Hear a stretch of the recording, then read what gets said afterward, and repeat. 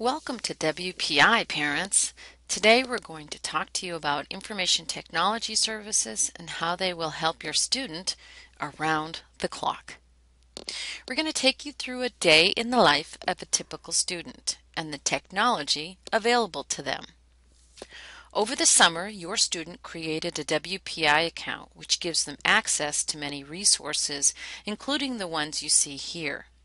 The password and PIN are critical pieces of information your student should know at all times. If your student has any questions or concerns, though, we are here to help. Students can make information such as grades available for you to access in the parent portal. Talk to your student if you need more information. We understand your student will want their devices to be connected 24/7. Students can register for the wired network. The instructions are available online, and we have teams in the residence halls only on the first day to assist with the setup. They can also assist with connecting a printer as well. Once your students' devices are registered on our network, they may want to access or install academic software.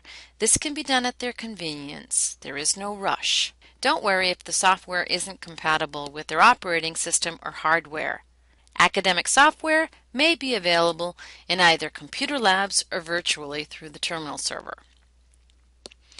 Your student may have set up wireless network registration prior to arriving on campus. If not, no worries. Instructions are online and the help desk can assist. The campus relies on email and calendar to share lots of important information. We don't encourage students to forward mail to an outside address. To ensure email flows between you and your student, please whitelist wpi.edu in your email client. Go ahead and test sending email to your student's WPI address. Now, even before they have breakfast, your student can have access to information from the residence hall or from off campus. Using a feature called Remote Desktop Connection, they can get work done from anywhere at any time. This is especially great for those students who need to run software that may not be installed on their computer. Training is also available for some scientific and engineering software, we call it CISA, that may be new to your student. Software is available to download from the network or purchase at our online store. So they're off to their classes. Most professors use a course management system we call MyWPI to share course information. On the first day of classes, your student will see courses listed there if their professor has chosen to use MyWPI. No worries if your student doesn't see it listed there yet. Again, it's on the first day of classes they'll be able to view that information. Your student will use our network for both academic and personal needs. One challenge your student may undergo is transitioning from a home network to an enterprise network. The Information Security team developed this video to guide your student through the transition.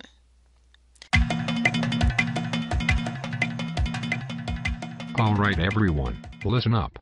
I don't have much time. Welcome to WPI. But more importantly, welcome to the WPI network. It's fast. Really fast.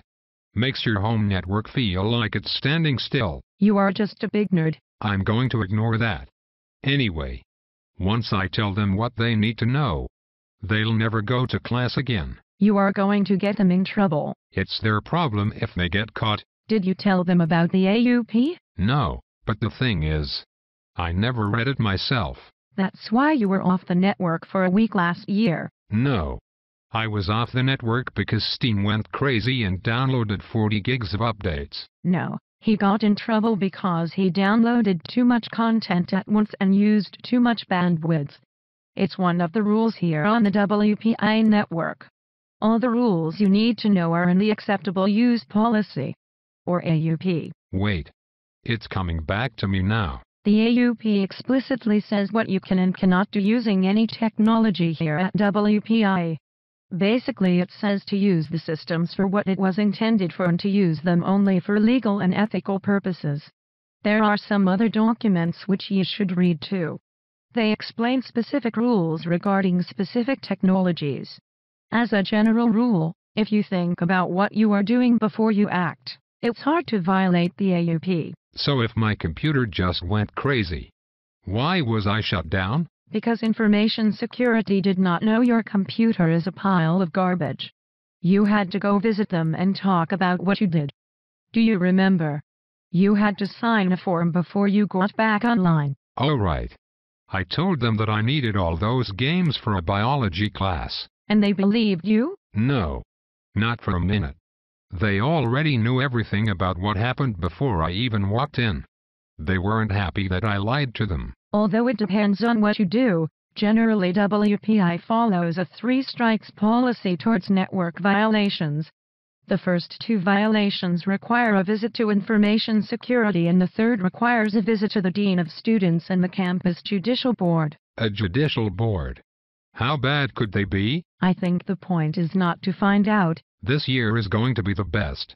I'm going to use peer-to-peer networks to provide a whole rack of systems in my room on a private network with pirated music and charge for it. There are so many things wrong with that statement it hurts my head. Number 1. Peer-to-peer networks are blocked on the WPI campus and circumventing security to get to them is a violation.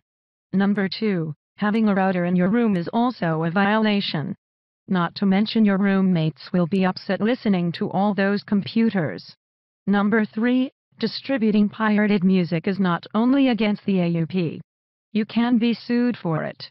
Number 4. You cannot run a business from the WPI network, especially one as illegal as the one you are proposing. So what can I do? You are paying to come to WPI. You should try doing your homework. Okay.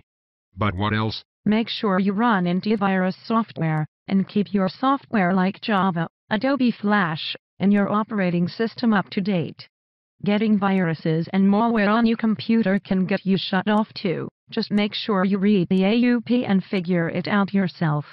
You are responsible for everything that happens on the WPI network from any computer you own.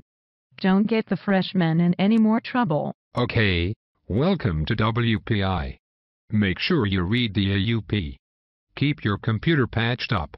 And think before you act. Yes. Please think before you act. Especially you. I'm still ignoring you. Bye everyone.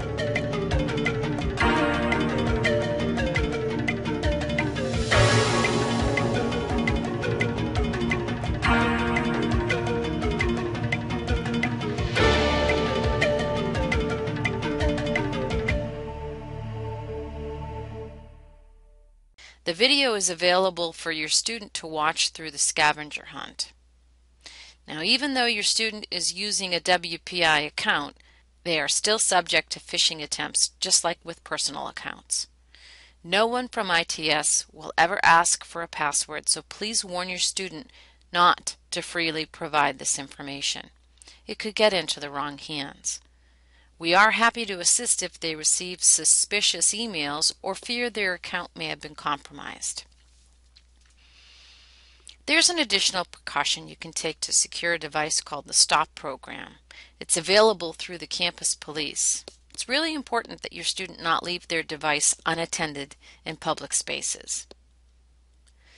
Some services are available via a mobile device.